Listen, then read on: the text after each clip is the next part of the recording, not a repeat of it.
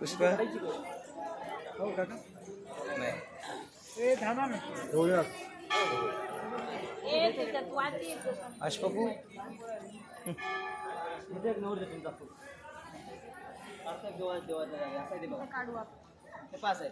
फायनलच करायला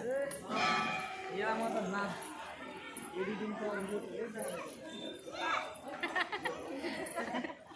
काय पुढच्या व्हायला इकून जा मग औंढे नागनाथ महाराज मंदिर वरचं दिसेनं पांढरं झालं ना आता दिसते बघ आता दिसलं